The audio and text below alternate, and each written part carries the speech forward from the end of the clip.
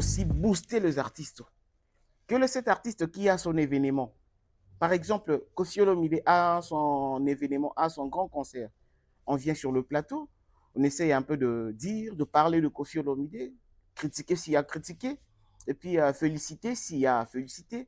Aussi, accompagner l'événement pour que, et qu'il ne dit l'avant. Qui a à cœur son événement, fait rigoler. Par exemple, Weranson, ainsi de suite. C'est le contraire. Namakambo biso tokomi osala lelo, nous les journalistes, tokomi oya na télévision, kosala ba rendement des comptes, ya biso na ba musicien na biso, ou bien ya biso na bato ba entourage musicien. S'il y a un journaliste X qui a des problèmes particuliers avec un proche ou un bureau de l'artiste musicien, il prend ce problème, il mélange ça avec la musique, avec sa chronique musicale, il vient à la télé, il commence à démarrer l'artiste, il commence à faire les contre-campagnes de l'artiste s'il a un événement. C'est très triste et déplorable de voir ça, même dans ces métiers nobles. Oyo toza kosala métier de journalisme, et ça métier oyo, et ça métier trop bien.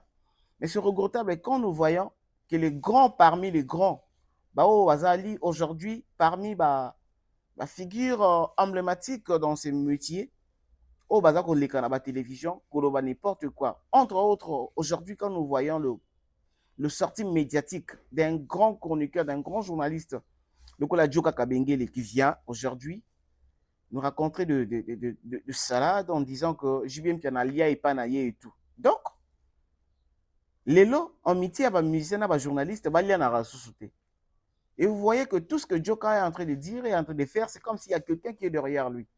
Mais heureusement, l'artiste en question, au Bazako s'apprendre naïe, c'est quelqu'un depuis longtemps, à l'obara déjà que même si ndengeni ya golobana été, azana ba habitude on a golobara l'obarate. Alors, je suis pas venu aujourd'hui pour ça et aujourd'hui je suis venu un peu ya kozongi sabino moi ya kozongi sa moi rétroviseur, ya kotala moi mon kesima tout à la rétroviseur. Je pense que vous venez bel et bien de suivre un peu quelques éléments que je vous ai proposés, les éléments où les artistes condamnent la sortie médiatique. Il y a Joka, les artistes où les éléments où les artistes à l'époque, pendant qu'on puisse avoir un point de vue, mais aujourd'hui c'est comme si c'est le contraire. Merci beaucoup.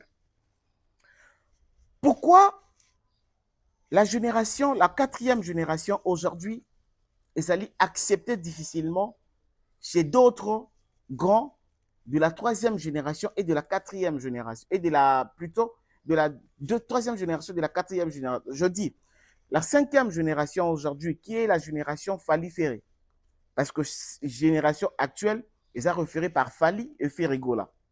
Et pourquoi cette génération de Fali et Ferré? Ils allaient accepter difficilement la génération à Kofi et génération à Wera.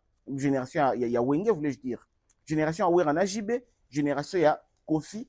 Bazali ko accepter difficilement cinquième génération oyo baye ko s'imposer pour essayer un peu de changer les choses.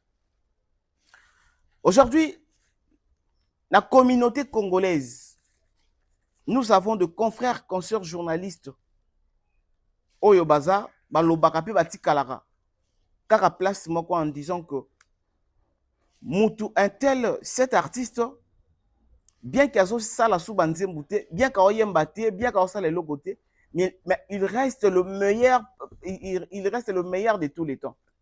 Pendant que le grand événement oyoba lekilelo baye kosala yena na sali yango te, peut-être pas kosala yango susu te, mais ba ko tia kaka le meilleur de tous les temps.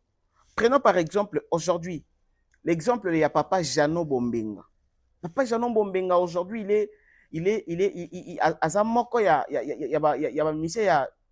si c'est pas la première, la deuxième génération. Donc Papa Jano Bombenga Azali témoin à événement et à musique. Il est le seul aujourd'hui au Yosako OK kotuna likambo, OK kotuna li solo ya Grand Calais, a Betelio li solo ya Grand Calais. OK kotuna li solo ya Franco, a Betelio li solo ya Franco. OK kotuna li solo ya nani Lutumba Simaro a Betelio li solo ya Lutumba Simaro. Opposé une question ya Wendo Kolosoi a Betelio li solo ya Wendo Kolosoi. Papa Jano Bombenga. Bien que Il est ancien, il est doyen.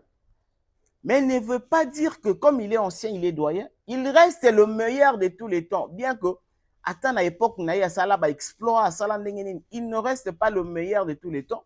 Parce que après, événement, après, exploit, oh yeah, ça là, et ça peine à battre, oh yo, après, yé, ça là, exploit, ma casse, koleka pete, oh yé, pa ça là qui, pe, moussous, oh yo, yé, pe, à cause ça là, yango, yo, sous aujourd'hui par rapport, il y a force naïe, par rapport, il y a âge naïe, à kosala susu ba exploiter oyo lelo ba leki ba kosala. Pourquoi vous n'acceptez pas aujourd'hui de comparer Fally na Kofi sur le plan musique, sur le plan musical? Pourquoi et comment péché à comparer Ferré na Wera? Si aujourd'hui nous venons aussi à la télévision pour dire que actuellement Wera a ça moins que Ferré. Actuellement, Fally a ça plus que Kofi. Pourquoi les gens n'acceptent pas? Or que c'est une réalité. Et ça, makambo to bandi yango leloti. Et ça, makambo oye bandi depuis kala. Que chaque génération, il y a chaque génération, na musique, il y a des artistes et musiciens au bayaka, pe qu'on s'imposer. Ba papa oye baya ba s'imposa. Ba kosiolo mide ba kester baya ba s'imposa. Ba wenge baya pe ba s'imposa. À l'époque, nazongi même sous sima. Ba madilu système. Nakata ok jazz. Akuta ba grand artiste, ba grand chanteur. Mais Madilu a s'imposant dans le OK Jazz. Pourquoi? Parce qu'il y a qui n'a vendu Yemoko Boyasika. Et du coup, quand on a vu que Madilu est un peu talentueux, bah, ça qui est chance. Et chance, yango pe, a kenaki nango, a exploité ki yango bien, a kenaki nango. Aujourd'hui, quand on dit que la musique, le l'autre bête a mis solo kaka, bon, papa kaka teme, tombé à l'isolo ya Fally na Ferré que bangonde basimbi actuellement musique à Congo. Mais pourquoi ba wenge bazo accepter yango te? Pourquoi ba ta quartier latin bazo accepter yango te?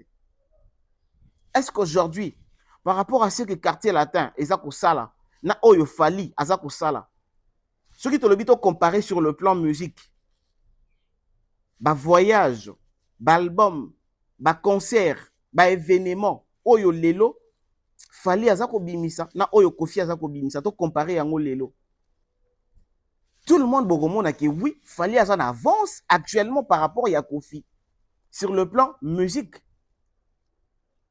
Fally aza en avance lelo par rapport à Kofi. Ce qui te suit lelo kota la ba concert faire azo beta, bien ba concert faire a beti. Na ba concert wera azo beta, bien ba concert wera beti. Na 10 dernières années, ba concert wera faire a beti, na ba concert Fally a beti et na ba concert plutôt wera beti. Et vous allez voir que ce que Ferré a fait actuellement, ba concert faire à Sali actuellement, le voyage et consort faire à Sali actuellement, ils ont largement ébellé que maison mère. Mais cela ne veut pas dire que Wera petit. Non, Wera petit, mais cette génération, et ça que Ekokuta Wera ancien, Fally na faire une génération oyo bazaba nouveau. Il faut accepter l'homme à son époque, comme JB Mpiana a toujours l'habitude de le dire. JB Mpiana, une fois qu'il passe à la télévision pour, par exemple, dire que na Congo, Aza Kondima, musicien T, numéro 1, na musicien, na Congo, Aza T, numéro 1, boybo. Ya Kondima, car Maître Gims a sali Stade de France, Badadjou, Baoteka, Baosala boy. Mais quelque part, moi, je dirais que Ezali qu'on souffrir pour la condima réalité actuelle. Comment ça fait-il que yo zone dima kaka Maître Gims a Stade de France, mais zone dima Fally na faire été actuellement oyo ba ko beta pe ba grande salle. Et aujourd'hui Fally a Stade de France. A beti on mi balé plus que Maître Gims. A beti on mi balé na 2 jours plus que Maître Gims. Nandenge ya Congo. Maintenant qu'est-ce que nous allons dire? Donc si les grands, Wera, Kofi, JB et les autres, Bazondima actuellement, effort oyo cette génération ils ont salaté. Moi je pense que ça a les mêmes comportements tout le monde a kala. Moi je pense que ça a les mêmes comportements oyo. Ba papa Wemba ba souffra na ngo na arrivé à ba Koffi Olomide pe na ba arrivé à ba King Kester Menea. Et ça même eloko oyo ba Koffi na ba papa ba souffra na ngo na arrivé bien à imposition à ba Wenge na musique à Congo.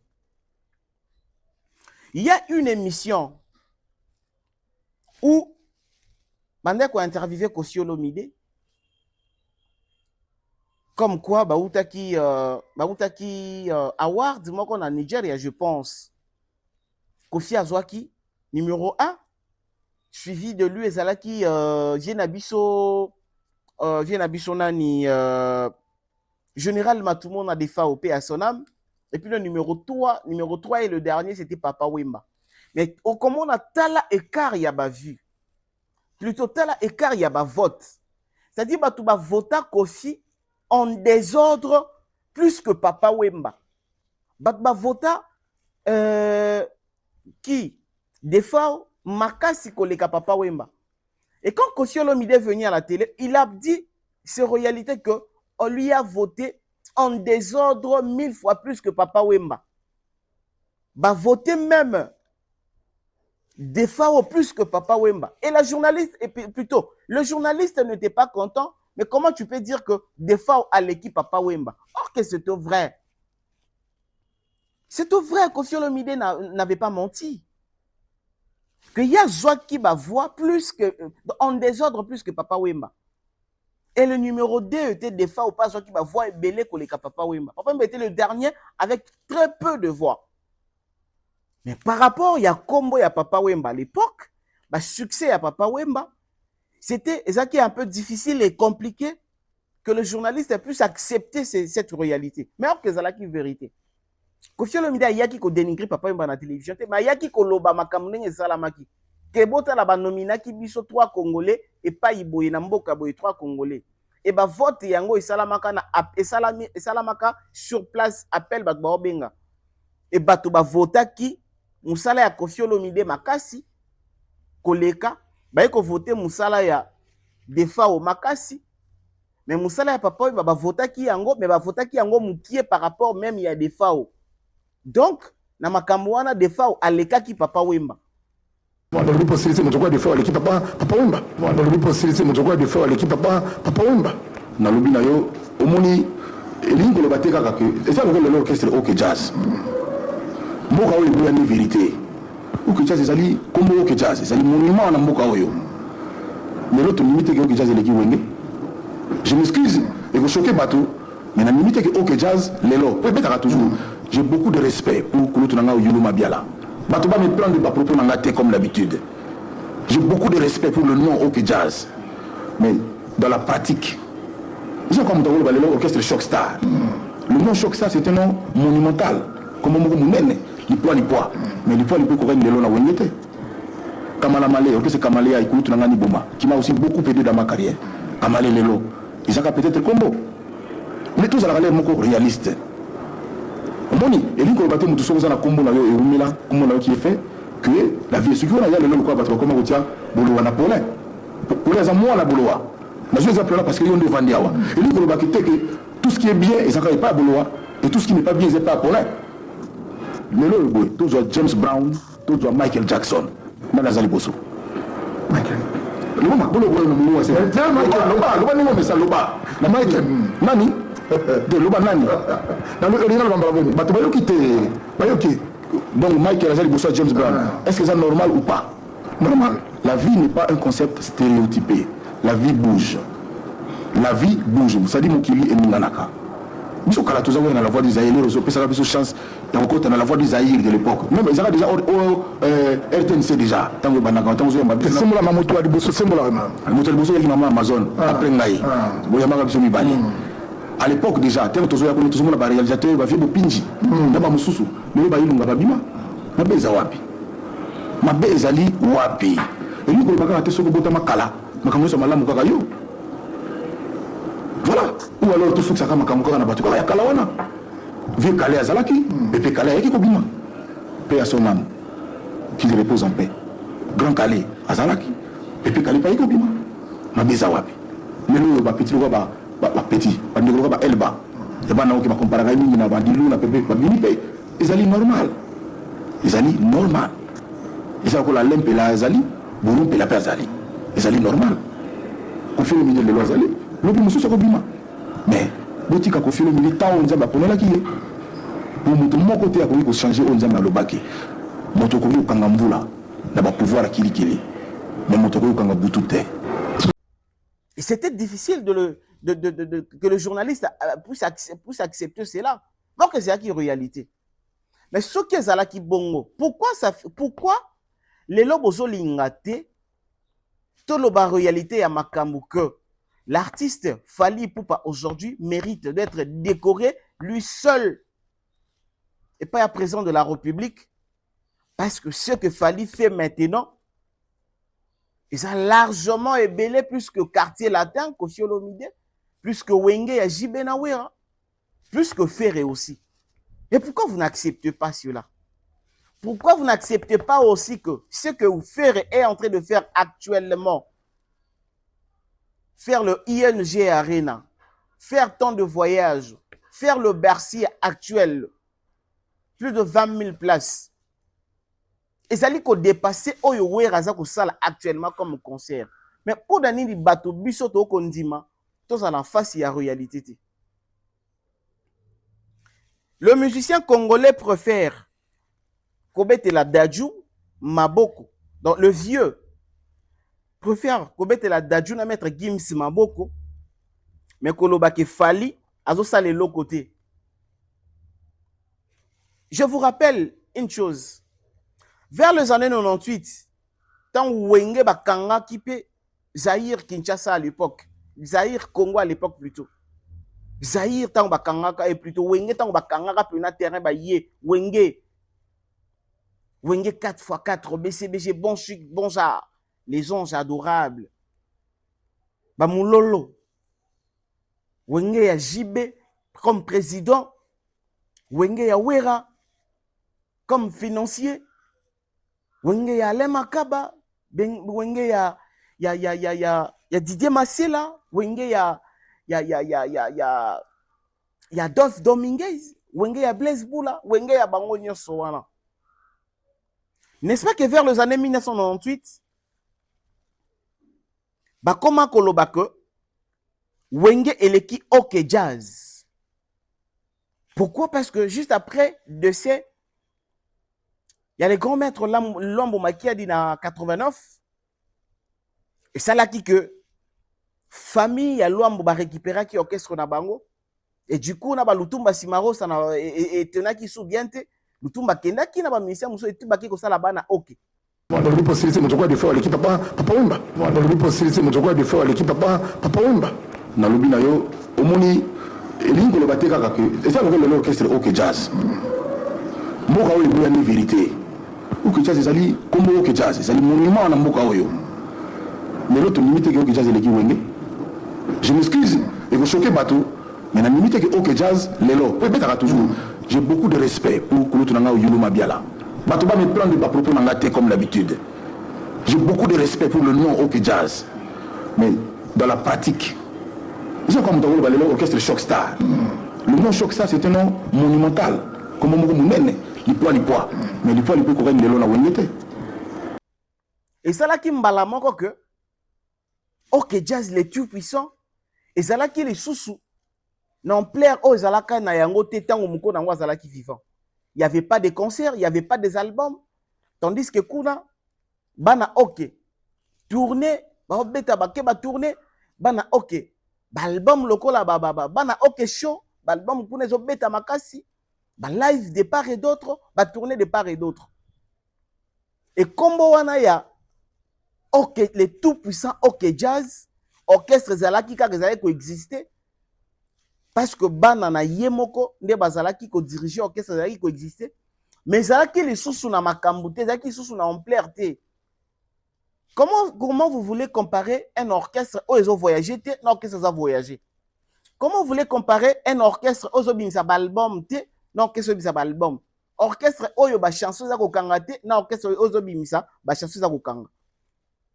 Comment vous voulez comparer cela? Et une fois on avait vu Koffi Olomide comparer OK Jazz na bana wenge. Qui aurait cru que toki pe ko ça la comparaison ya OK Jazz, le tout puissant ya Luambo Makiadi. Ba ko comparer yango na bana wenge ba utaki koya, na bana wenge ba zaki na expérience c'était plus que bampaka ya OK Jazz. Mais on avait vu une fois dans une grande émission de télévision à la RTNC, la légende à l'époque Koffi Olomide qui faisait des grands concerts. Oh, peut-être ce que Koffi Olomide faisait à l'époque. Tango ya ekobima après papa mbasala de ba succès et oh Koffi Olomide bandaki ko sala et comment qui ko dépasser oh papa mbandaki ko sala. Mais c'était difficile, il y a papa Wemba ou bien il y a bana vivre la musique. C'était difficile et compliqué pour eux d'accepter comment on a que Koffi Olomide qui vient de venir, il commence à faire mieux, il commence à faire de grandes choses plus que nous. Parce qu'à l'époque, Koffi Olomide se produisait dans un grand concert, et plutôt dans une grande salle. Et papa Wemba venait toujours après Koffi. Dans un Zénith, dans un Olympia, dans un Bercy. Papa Wemba venait toujours après Koffi. Et du coup, comment que c'est Koffi Olomide, comment qui guide? Fallait Koffi Olomide qui ne kobeta une grande salle pour papa Wemba pour batumsu subaya kobeta. Na ba jeune ya génération na ngai, ako kotanga ndete ngana tangi awa. Kolbinga bala joie. Combien de gens ba amoureux, ba vivants, ba sepelaka, baza heureux, ba mabala mususu zonga pour la musique ya Koffi. Pourquoi ba ko reconnaître na no mérite ya motote na mboka oyo. Soki na kina Abidjan za lokola roi, na kina Kenya za lokola roi, Brazza roi, partout na Afrique mobimba. Mais bando ko sabinote boye biango, l'ambassadeur congolais na matière de musique lelo kombo na ye bana numéro 1 et bana. Na kotanga kombote moto na moto yebi. Tokena na Afrique du Sud. Tozaki 5 nominés. Na catégorie bazoko luka meilleur artiste ya Afrique centrale. Olanda ki yango yaki le 4 septembre 98 na Afrique du Sud na Sun City. Tozalaki 5. Defao Wemba Koffi Olomide comment on est Camerounais, deux Camerounais bazaki na même catégorie nominée.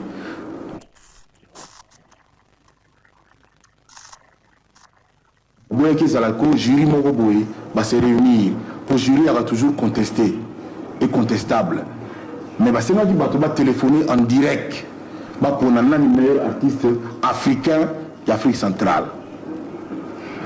Nazwaki 172 voix, c'est-à-dire 172 voix.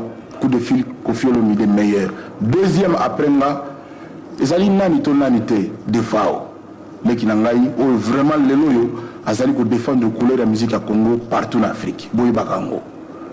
Deuxième ezali Defao 49 voix. Je dis bien 172 voix Koffi. Deuxième Defao 49. Troisième Wemba 30 et quelques voix. Il faut comparer ce qui est comparable. Et surtout, il faut qu'on dise mérite à mon tout temps qu'on vivre.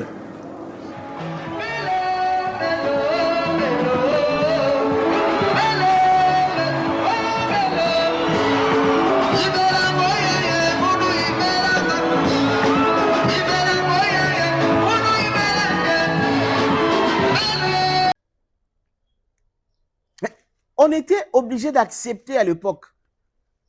Comme aujourd'hui, Koffi est obligé d'accepter que Fally Ipupa est en train de faire mieux actuellement que Yé.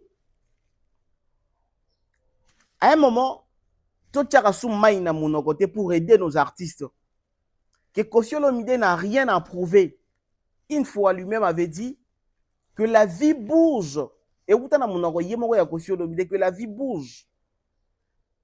Vie est-il kalakate kaka lokola no yebi ke nombo. Tu es sorti de la maison, tu es parti au travail. Mon gars place au tika ki télé na yo. Na mupandi au tika ki télé na yo. Devant table au tika ki télé na yo. Ceux qui m'ont eu à côté, sont dans sa fongoli porte wanante.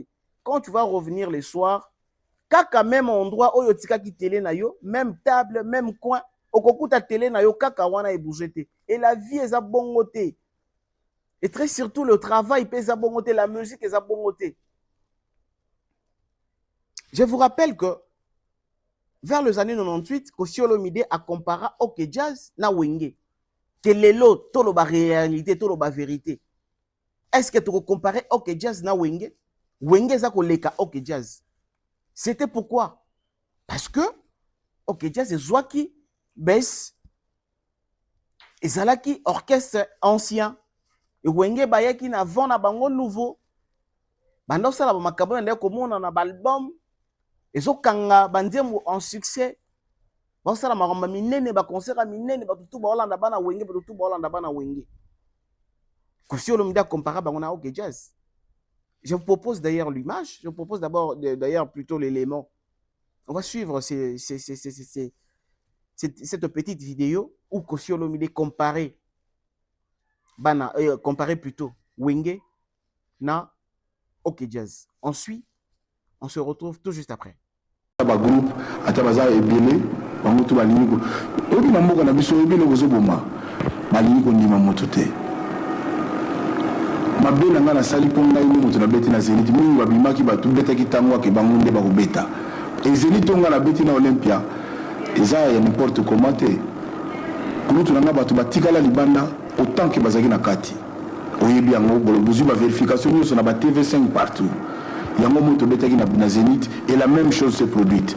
C'est-à-dire batu batikali libanda batike tekami na marché noir tina 1500 francs alors que zaki 150 francs yango to beta na Bercy comme balandinga na Olympia na Zénith bon toke Bercy kuneza le double Zénith na octobre to beta na Bercy naza toujours kofunga omoni Koffi alobaka mingi Koffi boye bani ba mususu bayaka bango ba azui bakombo ya kirikiri bon lelo yo ba fait économique koloba ba fait économique koloba nzela moi toujours la kisate il faut toyeba kondima moto na moto lobby ka ya lobby.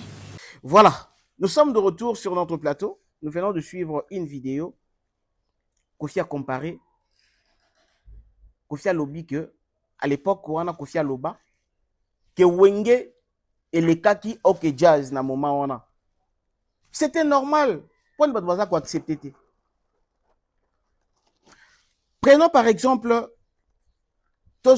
exemple, il y a Shockstar. Je pense que votre en a bela, votre anecdote, vous êtes là. Bah succès Shockstar a eu ça là. Bah grande star, bah les cas Shockstar. Mais il y a des moments où Koffi Olomide a loba que Wenge les qui Shockstar. Wenge et les qui Kamale, ya vient Abisoni Boma. Dans le possibilité de faire de faire l'équipe papa Wemba. Dans le possibilité de faire l'équipe papa Wemba. Dans le binayo, au moni, elingo le bateka kake. Et ça le l'orchestre OK Jazz. Mboka oyo boya ni vérité. OK Jazz ezali comme OK Jazz, ezali monument na mboka oyo. Mais l'autre limite que OK Jazz eleki Wenge. Je m'excuse et vous choquez bateau. Mais la limite que OK Jazz lelo, peut-être toujours. J'ai beaucoup de respect pour Kulutu Nanga Yulu Mabiala. Batouba me prend de ma propre mangaté comme d'habitude. J'ai beaucoup de respect pour le nom OK Jazz. Mais dans la pratique, j'ai comme dans l'orchestre Shockstar. Le nom Shockstar c'est un nom monumental. Comme on dit, l'Ipoa. Mais l'Ipoa peut courir de l'eau na Wengete.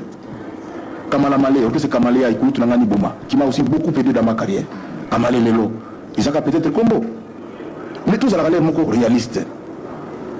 Moni, et lui, quand on a tout ça, combo na yo et Rumila, comment on a qui est fait, que la vie est sûre. On a le nom quoi, parce que comment on tient, Boloa na Polin. Pour les amours à la Boloa. Nous sommes appelés là parce qu'ils ont des Vandiawa. Et lui, quand on a quitté que tout ce qui est bien, ils n'ont pas à Boloa, et tout ce qui n'est pas bien, ils n'ont pas à Polin.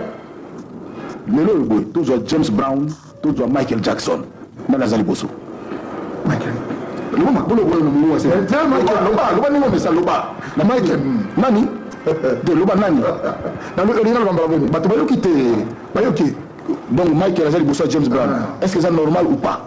Normal. La vie n'est pas un concept stéréotypé. La vie bouge. La vie bouge. Ça dit Mokili et Munanaka. Nous sommes dans la voie des Aïrs, nous avons une chance dans la voie des Aïrs de l'époque. Même ils ont déjà RTNC déjà. Tant que Banaka, tant que c'est symbole à moto à Bosso, symbole à moto à Bosso, il y a Amazon. Après Naï. Boyama Bani.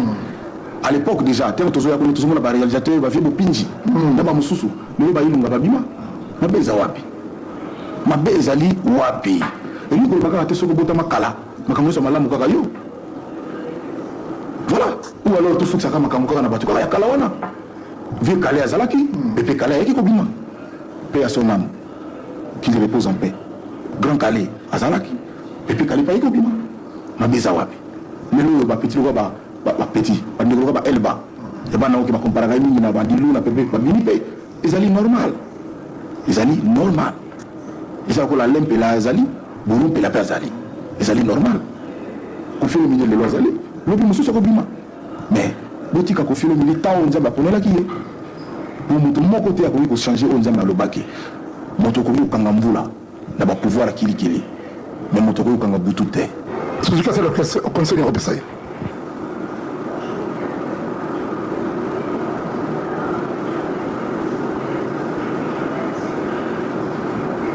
Monsieur Sili, Suzuki a fait le conseil européen. Wenge eleki lipwa ya Pepe Kalé, oyo Pepe Kalé comme star, Nimboma comme star, que lipwa Wenge eleki lipwa. C'était pourquoi? Et c'était le résultat oyo Wenge bandait ko pesa. Et c'est là qu'il le travail au Wenge bandait ko proposer. Bah concert en plein air, bah chanson en succès, bah album en succès. Et ça là qui des résultats Wenge ça là ko pesa musicalement de Koffi Olomide ande ko placer bango place wana. Mais ceux qui totali ba star o bazalaka na shock star. Ba grande star wana bazalaka na kati ya shock star wana.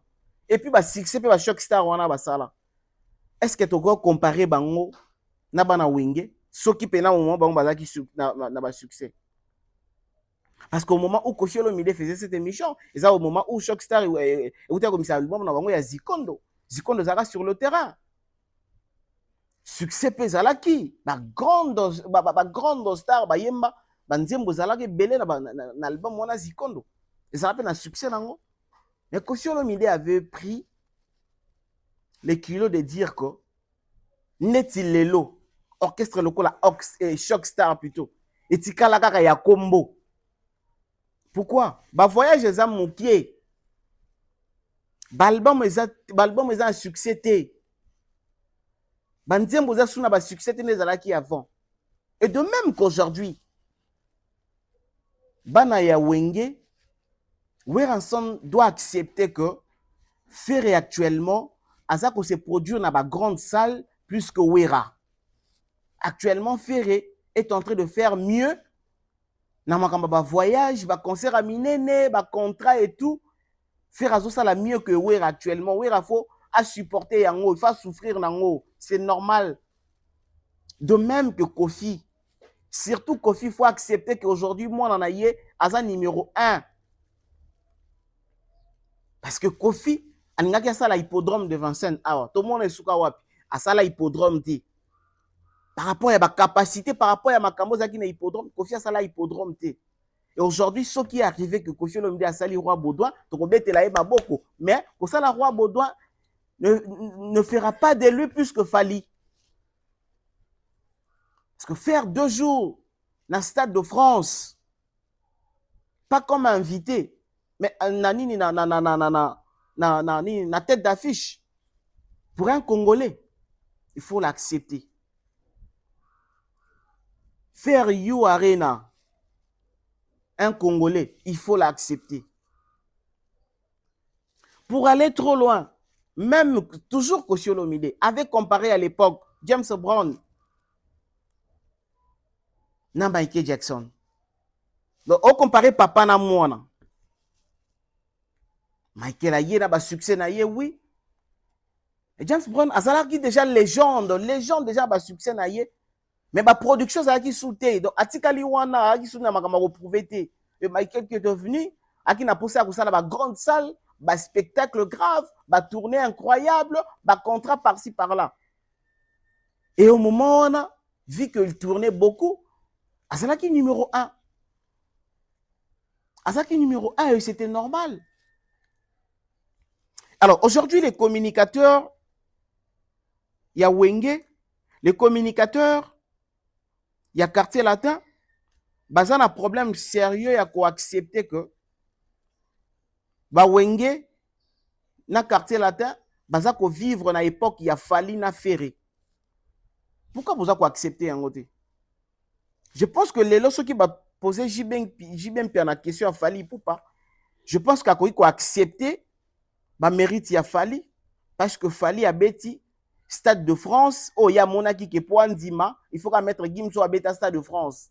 Comme Fali vient de le faire double, je pense que ce qui Jibé à l'équipe de la télévision va tourner makamwana, il va accepter à Kolobake oui bah succès à solo pour Fali à bêta Stade de France, à quoi accepter? Parce que bah vieux wana baza ko souffrir na arrivé à Fali na Ferré. Au moment où Koffi Olomide yaki na ba succès na ye, papa Wemba accepta ki yango très difficilement. Ba fanatique ya vivre la musique à moko te banda ko accepter yango. Mais tellement nature et obligera biso makambo eza vrai. Et Koffi Olomide a s'imposa. A comment osala makambo mieux que papa Wemba, plus que papa Wemba. Et les deux commis, si on vient comme ça sur le plateau, bon, total sur le plan concert, album, chanson, total a Fali, na Koffi, na sali mieux. Ah, Koffi a sali, et Fali a sali mieux que Koffi. Vous avez comparé Koffi na Fali. Oh. Mais Koffi a comparé OK Jazz na Wingate. Bon, bon, ça n'en est ni. Koffi a comparé OK Jazz na Wingate. Total d'abord. Lelo, faire abimisi album. Et ça, la succès de ouais, abimisi album nini. Ah, ouais, faire en tout cas, faire abéter l'eau, moi, lié, ouais, faire abéter concert, moi, m'nene, ouais, à Kobe, d'Akunate. Eh, les grands formateurs, on te quoi, ouais, à comparer na Ferré. Faire à Zamona, ouais, à papa, bon, comparer papa na mon, les alagaté, musicalement, on comparer papa na yona. Oh. Mais Koffi a payé ça, bah, wege, wana place, ya likolo, plus que papa Wemba, plus que OK Jazz, plus que Shockstar, Shockstar, il y a Bozi, Shockstar, il y a Grand Star, Koffi a zo wenge a placé bango likolo. Parce que y a na moto na bango. Mais aujourd'hui, to komi na YouTube, to zalaka na ngote na Congo. To komi na TikTok, to zalaka na ngote na Congo. C'est-à-dire ma musique komi kote kama na YouTube. Oh, soki ezalaka me biso tande ko salela yango te. Musique komi kotekama na ba komi kosalama na ba TikTok, na ba Facebook, ba komi ko booster ba artiste comme jamais, comme pas possible. Mais hier ce n'était pas comme ça. Au moment où le Wenge ba na ba succès na bango, Facebook ezalaka te.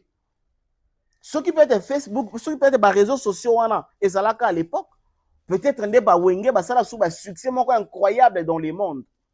Mais bazalaka limité quelque part parce que babilo comme monsieur ezalaka te. C'est pourquoi papa bazalaka limité quelque part. Ba loi momakiadi bazalaka limité quelque part parce que na tango ya ba loi momakiadi CD ezalaka te. Tozalaka na ba 33 tours wana CD ezalaka te. Musique ba no beta ma partout te. Ba tout chose tende bazalaka na accès à ko beta musique. Parce que pour na ko beta musique pour na ko soma ngo foza la mutambongo. Et toye na l'époque il y a papa Wemba ya banani to komi na ba cassette. Et après ba cassette to komi na ba CD. Après moi ba règne ya ba Wenge to komi na ba CD. Après ba CD to komi na ba flash disque. Et lelo to zasune loko na maboko te. Et comme on na téléphone na yo, on na musique ya mutu nyonso. Na téléphone na yo kaka. On na musique ya mutu tout. Donc musique comme on te comme Léon na mon pépé. Mais hier musique maintenant te comme na ba cassette. Maintenant te comme na ba CD, maintenant te comme na ba 33 tout wana, maintenant te comme na biloko wana to mona yango boy. Ah wa musique na sombi musique ya mutu boy. Mais Léon musique comme na mon pépé. OK ka boy beta ka na plateforme, kota na plateforme mo boy beta ka internet na yo ka télécharger musique, somba musique. Mais pourquoi vous voulez vous comparer avec ces gens-là? Oh, bote ka na bango musique ndenge moko te. Bango ba komote ka musique na mon pépé lelo. Bango ba komi ko sala ba publicité ba promotion na bango sur à travers le plateforme il y a téléchargement et aussi à travers les réseaux sociaux. Oh, ils allaient rater à l'époque. Donc, JB na Wera, na Koffi Olomide, il faut pas souffrir na succès à Fally na Ferré actuellement. Il faut pas souffrir na succès à Fally actuellement. Et Ferré na ba fanatique na il faut pas souffrir na succès à Fally actuellement. C'est comme ça. À un moment, comment Mbappé mingi tout ça la ba banque, te photo lo banaka ba vérité boye. Que ceux qui le président de la République a décoré Fally faire ça là, il y a un problème parce que l'OBP et cause à la paix peut-être hier. Parce que hier, ils allaient y être. Aujourd'hui, il a commis. Il y a un salaka au monde, il y a un salaka que na OK jazz ba série mo boy. Na moment où Madilo ya ki petit mouki, aya beta ba grand wana nyoso bigogo. A beta ba grand wana nyoso bigogo. A comment privilégié, ba comment opesa ye ba biloko ba nzembo pamba pamba. À qui preuve, à qui talent na ye. Mais ce qui lobby, bino bo s'imposer qui na bateau bino bo kutaki, bo s'imposer qui pour que bo le kabango. Mais pourquoi pas? Pourquoi vous ne permettez pas na bana o bino mo kutu bo bimisi ba s'imposer le ba le kabino. Que comme Koffi aza Koffi a banda musique kala, fallait à ko le kaiti. Mais c'est faux, eza le kuta. Parce que Koffi ye moko aloba yango ke za mamba le kuta. Ce qui est bongo, c'est que makamango tika la mamba kala. Parce que tu as un grand calé, Pépé calé pas bima. Et ça, par exemple, il y a Koffi Olomide. Tu as un grand calé, Pépé calé pas bima. Tu as un batouboye pas bimi. Il faut tout accepter qu'à arriver à batou moussous au ba la paix succès. Na domaine na bango. Tout le monde a une tricherie et tout le monde a un mamba lokutate. Comme Koffi Olomide hier s'est imposé dans ces pays, na kata musique. Les lots acceptaient que fallait s'imposer paix. Et ça coûte fierté na yé. Et ça fierté na ce qu'il fallait s'imposer à comme numéro 1, et ça fierté à Koffi Olomide.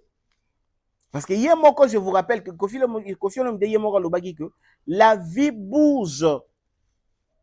La vie bouge les temps à autres. La musique bouge.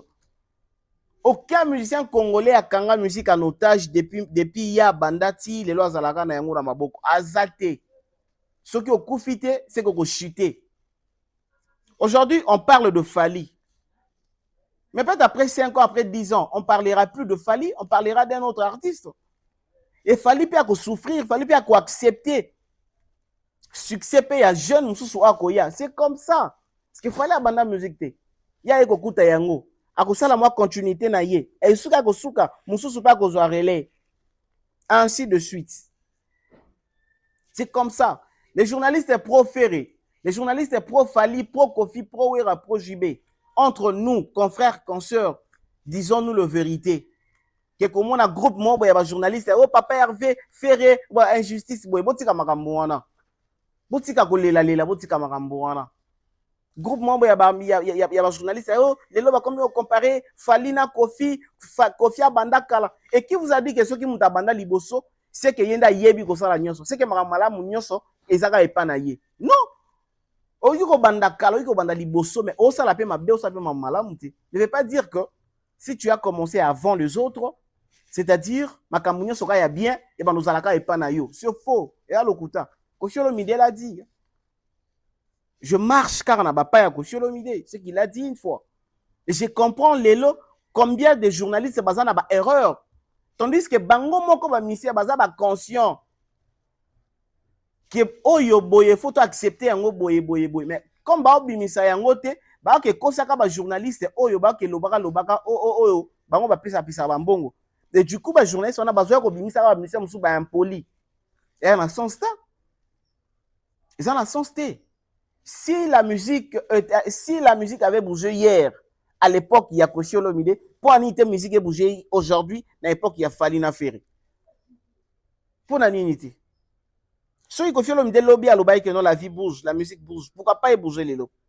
Ceux qui Koffi Olomide à l'obaï hier que ne veut pas dire que ceux qui ont banda musique avant, ne makamunyo soit malade mais nous alaka ka ipa na yo mutu banda avant, et makamunyo soit mabe nous alaka ipa ya mutu ya bandi sika. C'est faux. Et ça m'a malokuta alors. Et ça m'a malokuta. Je sais que c'est un débat. Je sais que vous allez m'injurier dans vos commentaires. Nulle part je manquais du respect à Koffi, à Wera et à JB. Nulle part.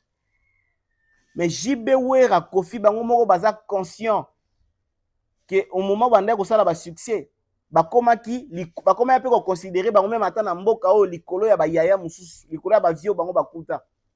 Donc soki lelo na mboka bakomi ko considérer Fally na faire plus que Kofi, JB Wera et ali sumuté pe mabete, c'est normal. C'est normal. Michael Tango a comme pe na ba succès na bakoma pe ko considérer plus que James Brown. Comme nous a dit une fois Kossi Olomide. Aujourd'hui, quand en France, on a Maître Gims, comment on peut respecter, comment on peut compter, que Johnny a l'idée. C'est normal. C'était normal. C'est normal, les abongos, c'est la musique. Les abongos, qui n'arabongo et bouzarabongo. Sinon, la deuxième émission, bien le deuxième numéro, tu regardes en haut. On a récolté des commentaires, ni on s'en va commenter. Ceux qui débattent au sato, bah, ça, c'est quoi débat ya boye. Bakroni mafinga ya bakawana quand ya Kofi bofinga ka Fally, quand ya Wera bofinga ka Fere, quand ya JB bofinga ka na ebité soki bandani. Comme ça tout ça la kande ba débat ya boye. Que hier c'était comment et aujourd'hui est comme ndenge nini. Hier c'était comment lelo comme ndenge nini. Bongo ndeskoyo to se documenter. To tikaka ba bla bla bla bla mo na ka mambisa la malelo, to se documenter. Et quant à moi, nous allons nous retrouver dans un autre numéro. Restez connectés, branchés sur la télévision de Valère Tout Info. Et à bientôt. Au revoir, bien sûr.